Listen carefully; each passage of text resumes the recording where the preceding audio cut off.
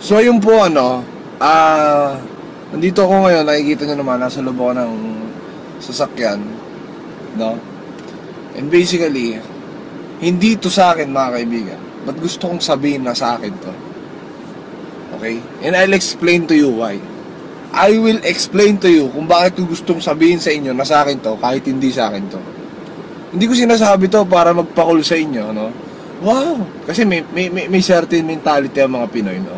Na pag nakakotse ang isang tao, no? Ang cool, rich nga, man.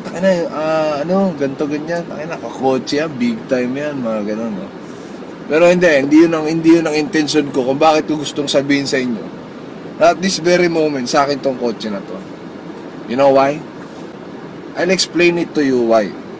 What if, tanong lang mga kaibigan, what if lahat ng bagay na gusto mong makuha, no?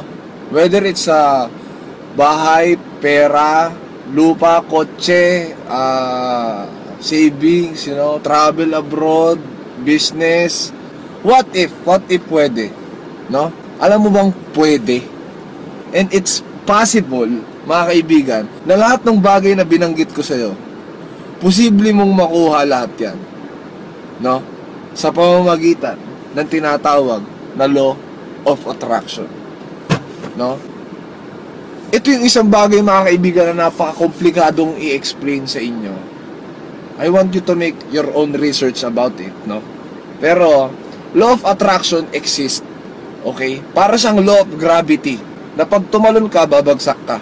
Pag tumalon ako, hihilain ako ng mundong to pababa. Okay? Law of gravity, it exists. Hindi natin alam paano siya fully nag-work. Okay? Hindi natin alam paano siya gumagana, paano nag-work ng ganun yung gravity sa mundong ito. Pero we know it exists. Same as with the law of attraction, mga kaibigan. It exists. Yung bagay na iniisip mo, no? Nasisend out yan sa universe. Tapos, sila yung nag-a-arrange. Yung mundong to, yung universe mismo, yung sinend mong vibration out there, somewhere in the universe, binabalik nila sa'yo kung ano yung thoughts na nilabas mo. So, ano ibig sabihin nito, mga kaibigan? If you want to change your life, you have to change your mind. Okay? I'll start it with that. Kung gusto mong baguhin ang buhay mo, baguhin mo muna yung takbo ng utak mo. Kasi kung ano yung mga bagay na nangyayari sa'yo ngayon, lahat yan, nagmula sa utak mo lang.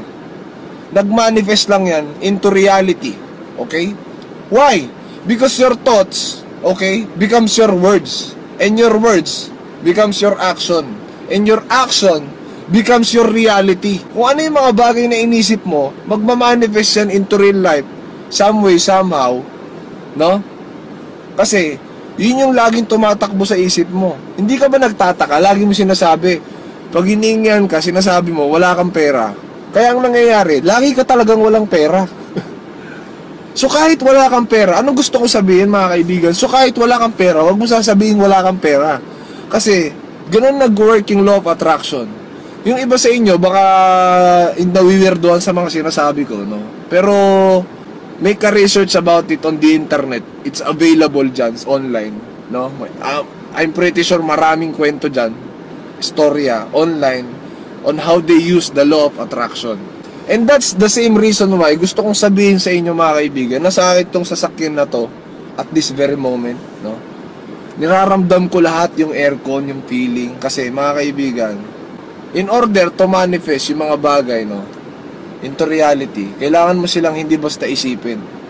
Kailangan, alam mo yung parang meron kang excitement sa puso mo na nararamdaman kasi alam mong mapapasaya yung isang bagay.